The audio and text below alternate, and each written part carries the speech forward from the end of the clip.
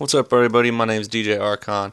This is my first tutorial on YouTube for doing any kind of sound design with Massive or anything like that. But basically what happened was the other night I was listening to that Dolce and Gabbana song by Riff Raff, and the sound was sick, man. Like that sound that's in there, that talking bass sound or whatever, like that Diplo uses, it was sick, and I had to figure out how to make it, man. It drove me nuts. I was like, dude, I know I can do that. So I did it. I did it. It only took me about 45 minutes to figure out how to make it.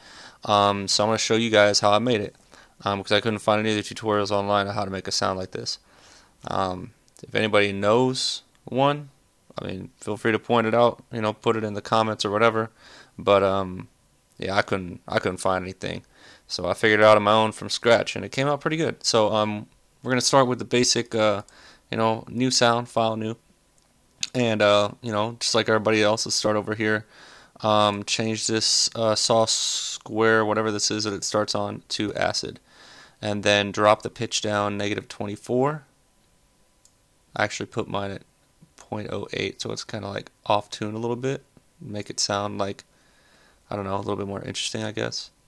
Put the intensity right there. Amp right there. And that's what we got. Pretty cool, huh? I know, not really, right? Next step, let's put an envelope on that pitch, basically, because the sound talks. So in order to get that talking effect, first step is to start modulating that pitch. So I actually started on envelope 2 because I use envelope 1 for something else later.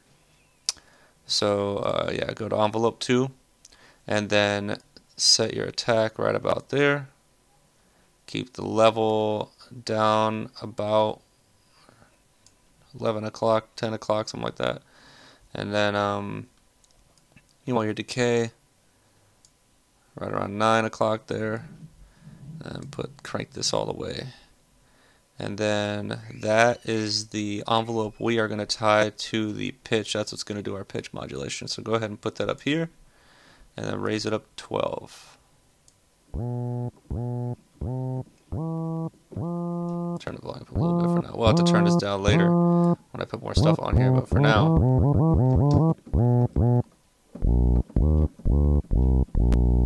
So that's where we're at right now. Not a bad start, but obviously we have ways to go. So the next step is for us to let's go ahead and put our low pass filter on. I used low pass 4, and then I got the cutoff eventually goes down all the way, but let's not do that just yet, because otherwise we won't hear what we're doing. So bring your resonance down. Now I also put a comb filter on here, and you can go ahead and set it like this for now, but I think the first thing we need to do before we start getting into too much of this is setting our envelopes, because right now it still sounds plain Jane because there's 4 different envelopes working right now, and right now we're only using number 2, so we still got 3 more envelopes to make. So let's just go ahead and go to our first envelope, and I'll show you what that looks like. I've got the attack right around 9, just a little after 9. Levels all the way up. Decay right around here, if you can see that. And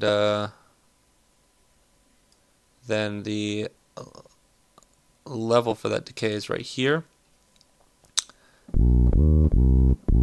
And then what we'll do is we'll take this first envelope and put it on our wavetable position and bring that back to about halfway, and then also put it on our intensity for this oscillator and move it all the way to the end. You can see right off the bat that made it sound way different. It's such a dynamic sound. You got to put automation on a bunch of stuff, but you still got to keep it real basic. We're only going to be using one oscillator the whole time. That's the key to a lot of trap sounds. It's just keeping it real basic. as far as the amount of oscillators you're using and whatnot. I had this up here. Now let's take, now the 4 envelope, that's the basic envelope that comes on the sound. All I did was put a little bit more attack and a little bit more release on this. And that's just to make it less punchy, to kind of soften up how the sound starts. I used this same envelope on the pitch here and crank that to about there, and then I also took the first envelope, put it on here and cranked it all the way up, and then this fourth one again, I've got it on here and put it about halfway. So that's giving us a little bit more body. Let's go ahead and lower this down so we're not clipping. And then the first envelope, I also put it on here and I took it all the way up. So yeah, now that we got the envelope on there, we can keep that all the way down because it quickly goes up on its own. The next thing is I also put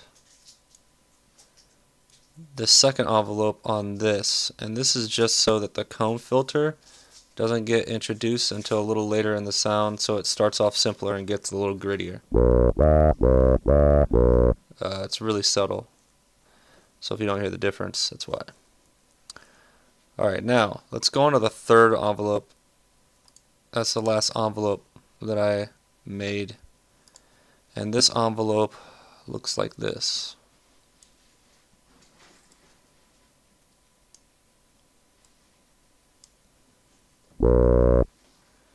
And the release all the way down. And this third envelope gets put, for now, let's just put it on here. It goes on some other stuff here in a little bit, but right now, this is the basics. Now, things are going to get a lot more interesting here because what's going to happen is, well, when I was making it, I started like trying to figure out like how is it that Diplo's got more pitch variation happening in the sound without, you know, we only get one option for an envelope here unless we put an SC controller on here, which I didn't want to mess with that at all. I wanted it to do everything automatically. So I was like, well, how else can I change the pitch? And what I started to think about is, well, the second envelope is controlling the pitch, and it's doing it basically here. So if I use another envelope to automate the parameters for this envelope, then it's going to do more crazy stuff with the pitch shifting. So that's what I did. So I used the fourth envelope on the attack. But the third envelope does go on the decay, and it goes on the level. And again, you got to be real careful with how far you make the blue line stretch out around the knob, because it's real sensitive. If you got this attack turned down just a little bit too far, you get that. That is obviously not what we want. So you gotta turn this up.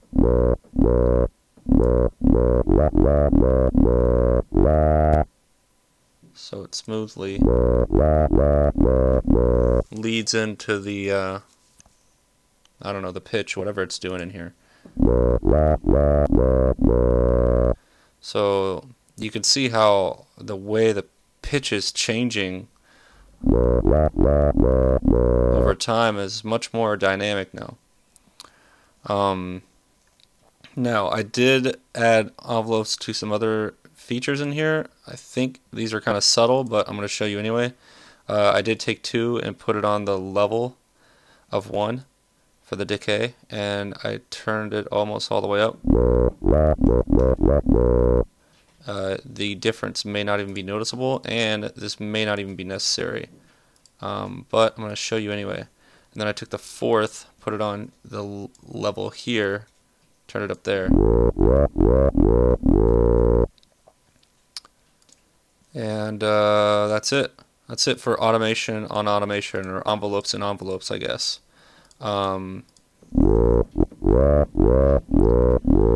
that's the basic like sound right there. Everything else that I do from here on out is just gonna be fattening up the sound and trying to make it sound a little bit more polished.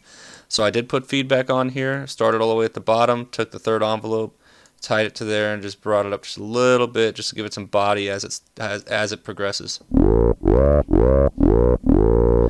Next I put a parabolic shaper on here, and I tied an LFO to the drive, which starts right around here, and then I brought it all the way up to right about here. Now this LFO, basically it looks like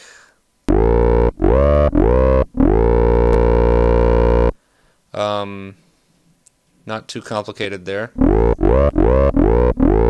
You can hear that gives us a little bit of throatiness, but not so much to where it sounds dubsteppy.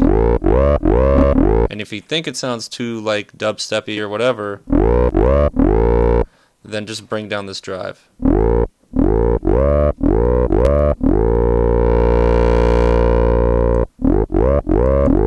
Alright.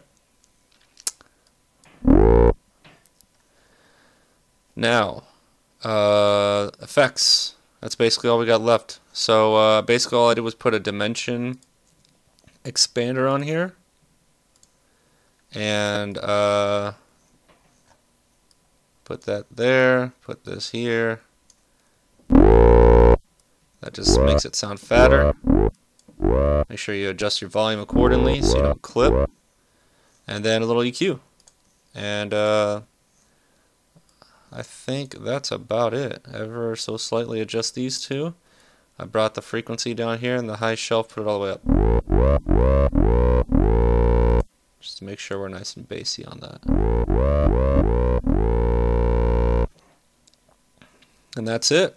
It sounds good. That is the Diplo talking bass sound from Riff Raff's Dolce and Gabbana. If any of you are interested in getting the actual massive sound file, just go ahead and inbox me, like if you're having trouble getting it to sound right or whatever, and I'll email it to you.